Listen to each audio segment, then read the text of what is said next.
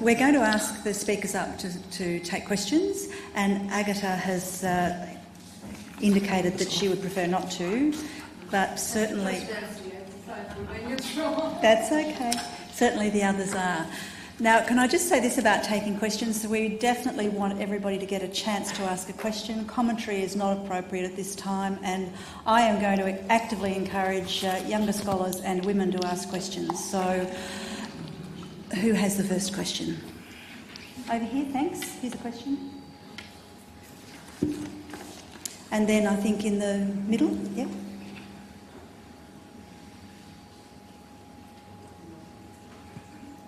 Yep, I think it's on. This is a question for the panel. What impact has the US pulling out of the Paris Agreement had on the negotiations? Okay, thank you. Who'd like to take that first? Thanks. I might take that question.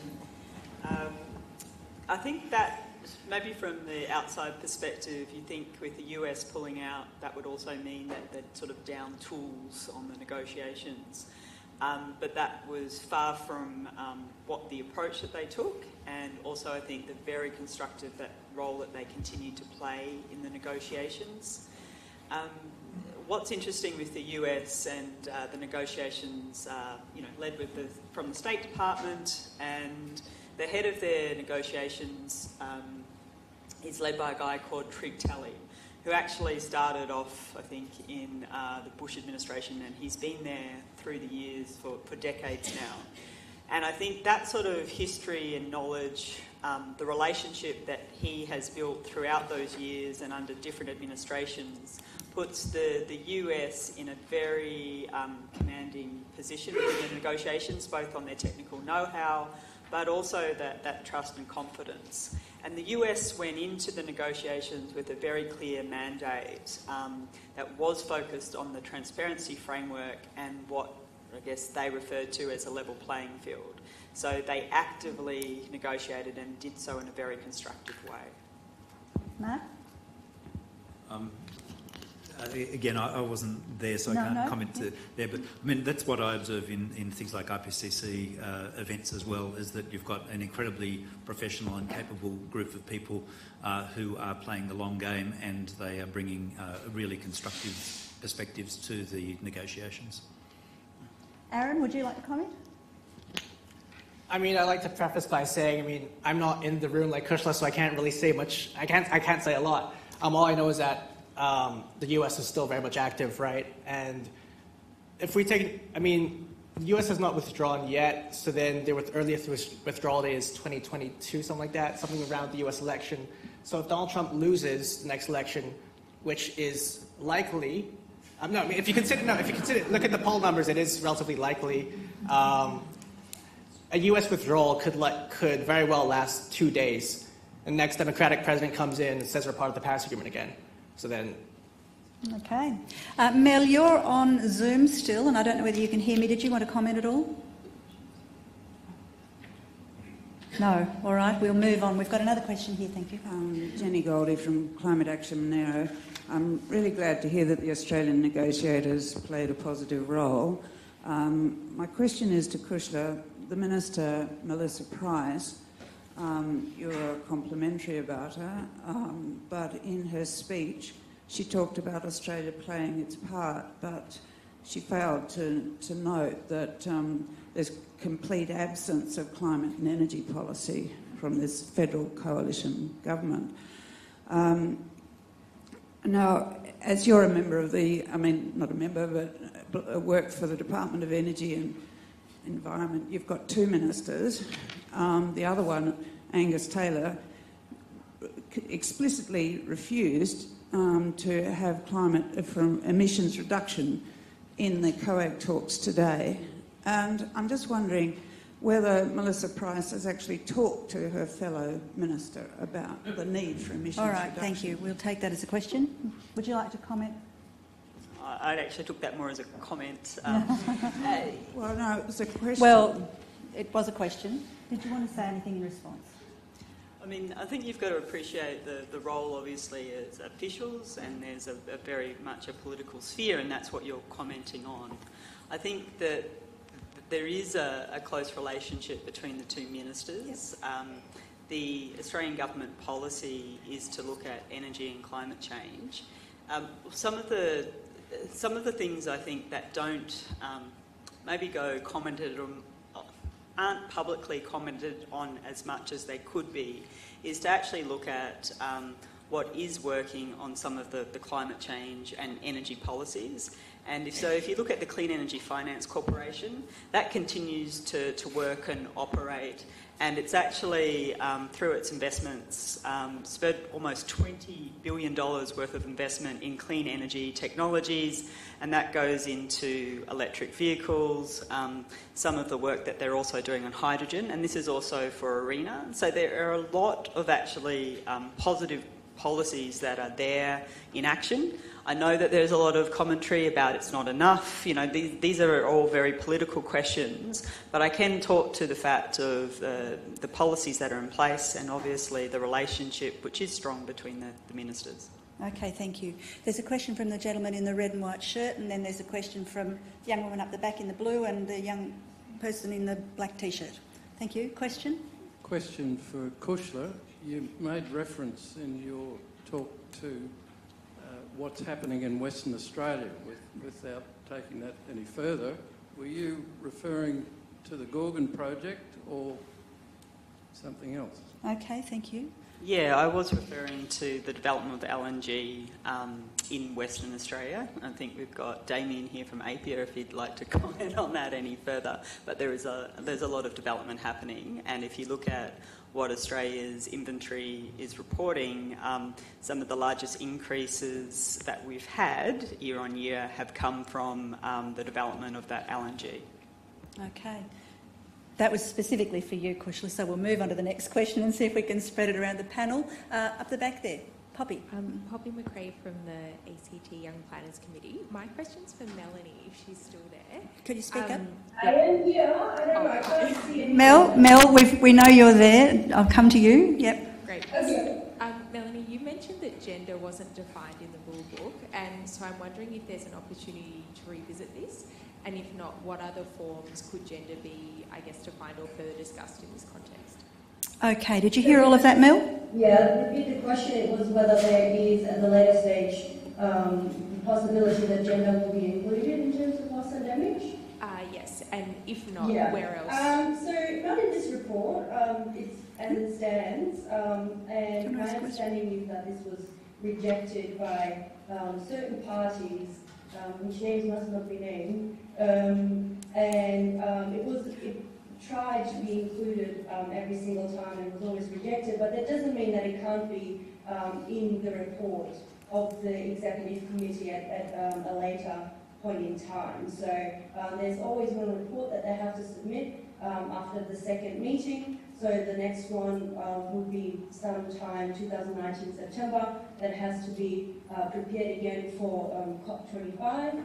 And then maybe gender could be included. It's usually being brought up. There were some discussions around whether it should be gender used. We actually got a lawyer in because there were some problems with the semantics of whether you use youth or whether it's a population. Gender is not a population, so it might be included at a later stage. The good thing is that gender is now throughout the SDGs and also throughout the Paris Agreement always mentioned. So we didn't lose it completely, but we lost it in that report. Thanks, Mel. Stay online. There's another question. Yes? Okay. Talk up. Yeah, okay. Yeah, it's working. It's on? It's working. Okay.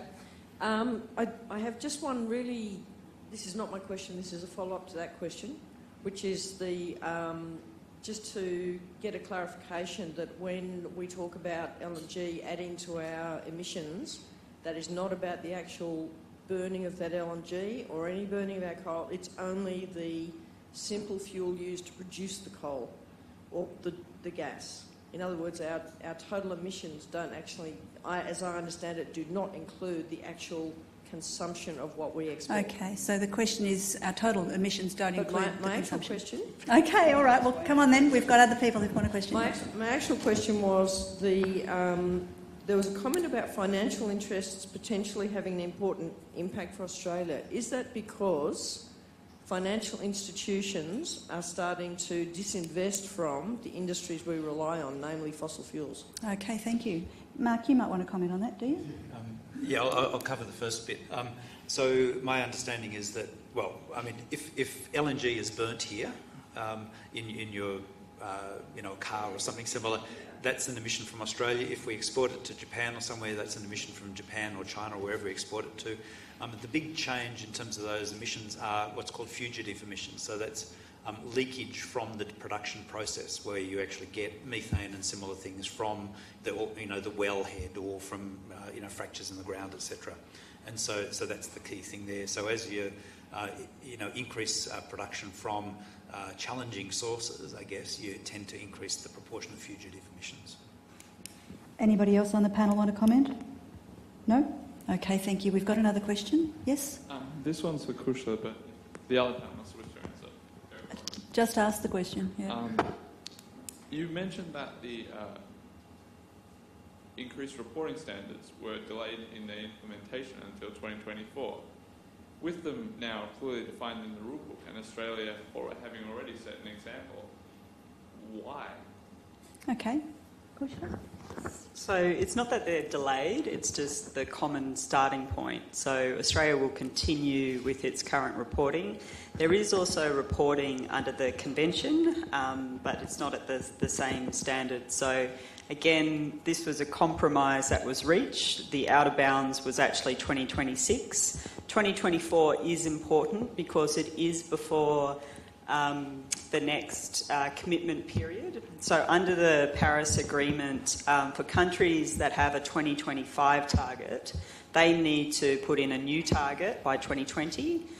For those countries that have a 2030 target, like Australia, they have to recommunicate their target by 2020, but we don't need to put in a new target or a more ambitious target until 2025. So this reporting that has to be done by 2024, sorry, that's annoying for me, so it must be annoying for you. So the new targets that have to come forward from 2025, the fact that there has to be this common reporting by 2024 gives countries better understanding and insight into what they are doing. So that 2024 date is significant from that perspective. Okay, thank you. We've got two more questions. I think you've got one there and then there's one down the front. Yep. Yeah, hi there. My name is Matt, also from Fenner School. I was just wondering, a question for everyone on the panel, but maybe Kushla can provide an interesting perspective. It seems like countries like Australia and the US have in some ways been quite publicly sometimes against climate action, yet at the same time I've heard a lot of commentary saying they play quite constructive roles in the negotiations. So I was wondering whether this is kind of a common dynamic across a lot of countries, not just Australia and the US, and if it is a common dynamic, why do you think there is the capacity for countries to be able to have quite a constructive role that in some ways contradicts their more public, thank you. political face? Thanks for that question. Kushla, would you like to respond? We might get Aaron to respond to that one too. Yeah. And then we've got a question down the front here. No doubt lots of people have opinions on this issue. I think it is important, Australia is committed to the Paris Agreement, and as part of that, we've made very clear, or this government has made very clear in terms of it wants to make sure that other countries and other major emitters are doing what they said they would do. And so that's kind of fundamental in terms of the multilateral Paris Climate Change Agreement and, effectively, how does that work? What can an international system bear? How much do you expect, the Paris Agreement to be able to deliver through this global lens? And then I think you've got to really think about what is happening in terms of actions within countries, the different investments that businesses are going to make, what is that pressure put upon governments? And this is that nature, I think, that sometimes gets confused, or almost so much pressure on what you think that, the international system can deliver, because what you have is an enduring international agreement that is really important, but what's more important, my personal view is that action that is happening at a national, sub-national and local level, and the investment decisions that ultimately business and governments will decide to make.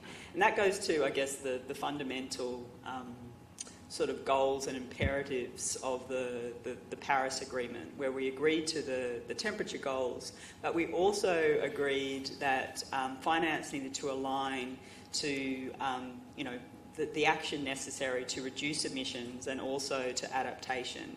And those things can't just be sorted in a room with, however many negotiators. Those are decisions that have to be made by businesses and governments.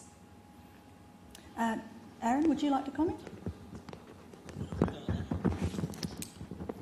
And Mel, we'll ask you to as well if you're there. Aaron? I guess in response to the question, I'm going to preface by saying again, I'm not in the room like Kushla, so I don't want to say too much. But, from my background, two-level game, right? So you can have your domestic political actors and they've got the game they want to play. But you've also got the international game. So then, we talk about Trick Tally, right? So a really passionate guy really does care about making good things happen. So he survived through Bush, Obama, and now Trump. So there's that, there are different time scales that the different games play at, right? And as a result, there can be different, expressions of opinion and interest across time, across different levels. Okay. Mel, you with us? Would you like to comment on that question? I'm still with you, and I want to maybe also emphasise that I guess the US wanted to have that same level playing field, and as Kushla mentioned, they just want to make sure that everybody else is also doing what they're doing. And then maybe on a personal note, you must not forget that the negotiators, they're still humans. So they're still people that want to do good stuff. And I also, within what I observed in terms of especially the report of the executive committee, the US was quite constructive. And I think they always have to act within their mandate as well. Even if we maybe didn't get there where we wanted to get, maybe on a personal note, just don't forget that there's a human behind the negotiator. So Kushla is a human and she negotiates as good as she can. So maybe just on a personal note. That's one thing that I noticed, and everybody really works hard. Thanks, Mel. Thanks. We'll ask Mark to say something as well. Just a minor thing, but it's the sort of difference between the sort of the noise and the signal, and so the key thing here is the really long-term arc of improvement in terms of the arrangements, because essentially it's a rule of law argument. When you actually have that worked through, you can approach these things in confidence. Business can approach investment in confidence, and individuals roughly know where their country's going, and I think these are really good things. Okay, thank you. You've got a question. Hi. Okay, just checking. This is a question for all the panel, but basically, Aaron, you spoke about how largely most environmental agreements to combat climate change have been largely voluntary and have really focused on countries being willing to make a change. Going into next year's talks in New York, do you think there are any ambitious ways of actually creating mechanisms for states to be somewhat liable for not actually acting upon their agreements? And yeah. Creating liability. I love it. I'm a lawyer.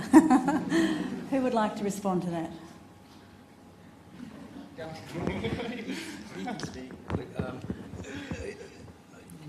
I think perhaps a negotiator is better placed to comment on this, but the success of Paris was largely hinged upon voluntary agreements, and Copenhagen largely failed because of sort of top-down imposition of agreements, and so it's the commitment busting the system basically.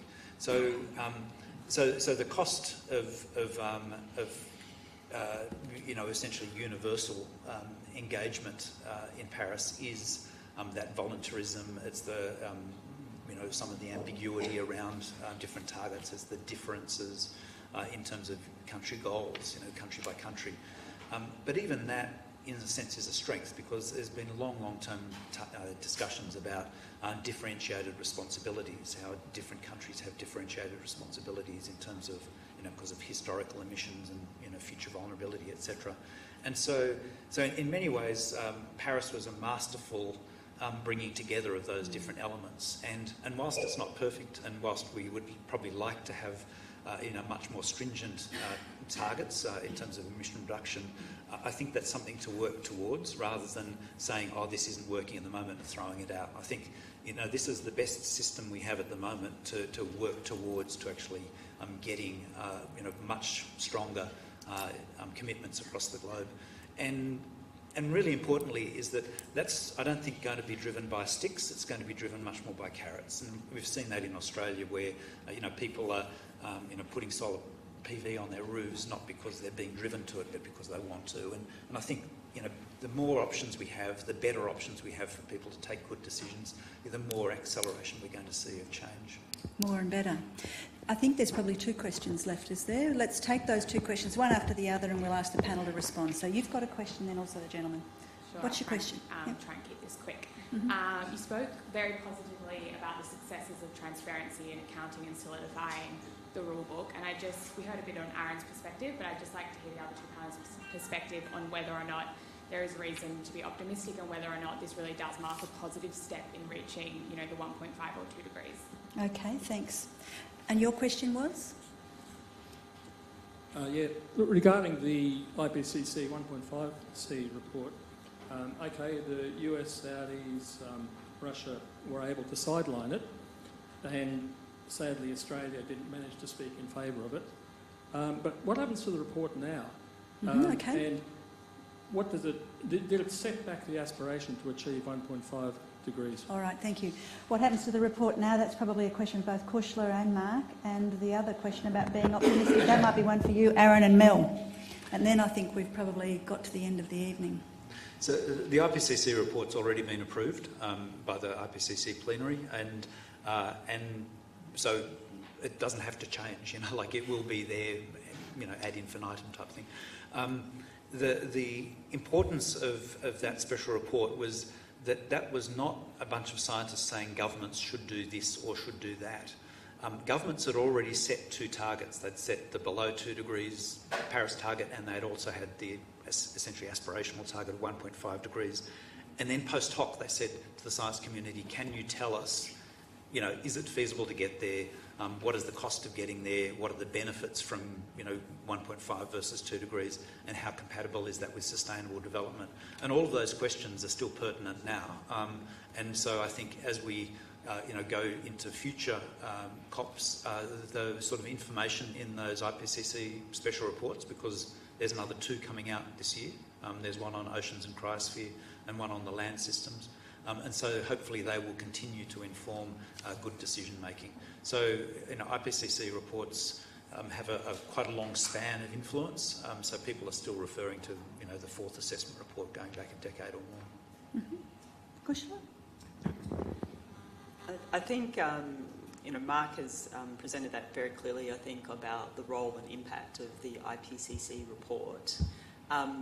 One thing that will be, I think, enduring out of that report, and it was, included as part of the national statement, is that the IPCC report, and even potentially that controversy, has just really, made it so clear the imperative for action, and that is actually what the Minister said in her statement that was made on behalf of Australia over at the COP. So, and it exists, and it's there, and it's unfortunate that there was war about whether we welcomed or noted the report, and they do mean different things. But that being said, it exists, and it is already gaining the attention and traction that you would hope such a significant report would do.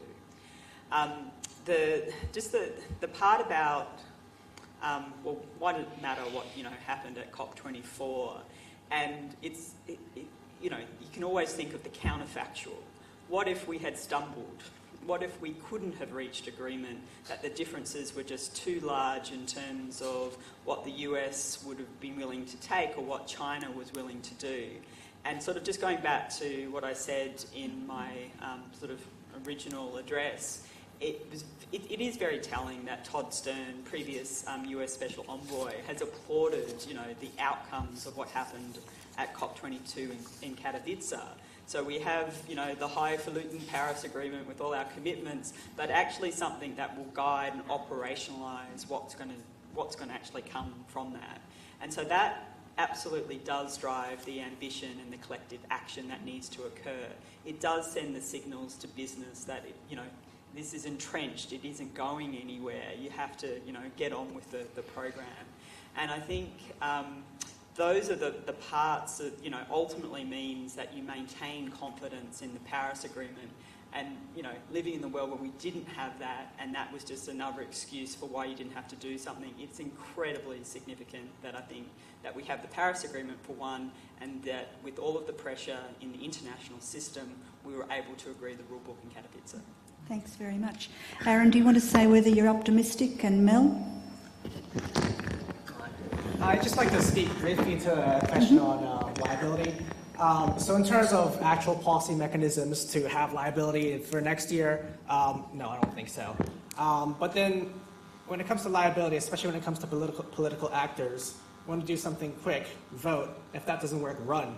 This time last year, literally this time last year, Alex Ocasio-Cortez was a bartender. In a month, she's going to be the youngest congresswoman in U.S. history.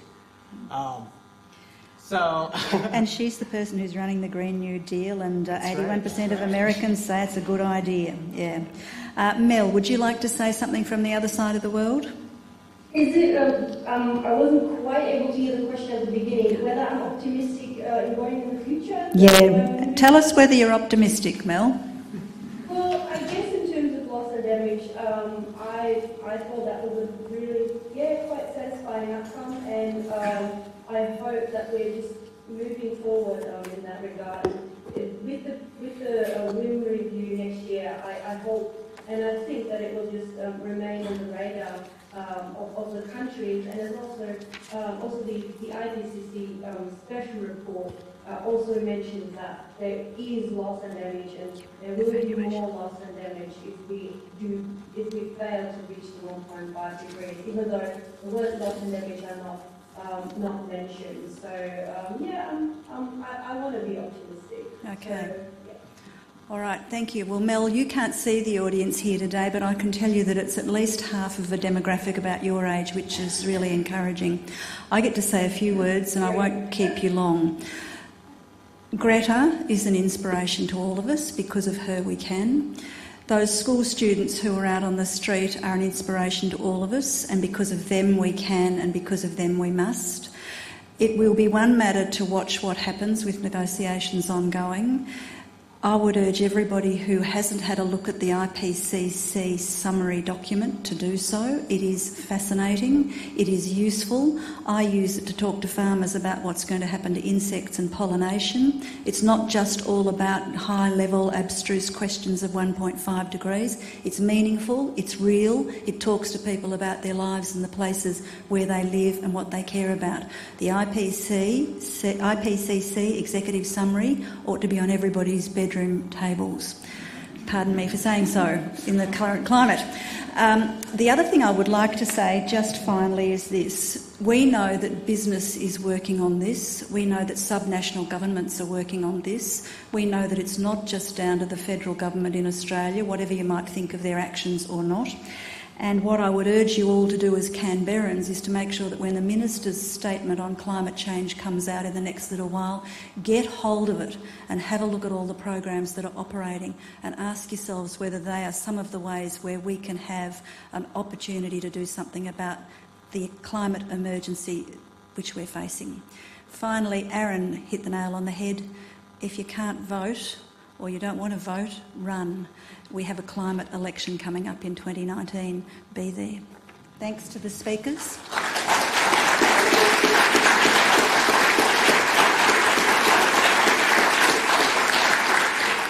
Thank you to Agata for coming to us today and speaking better English than I do Polish. Thank you.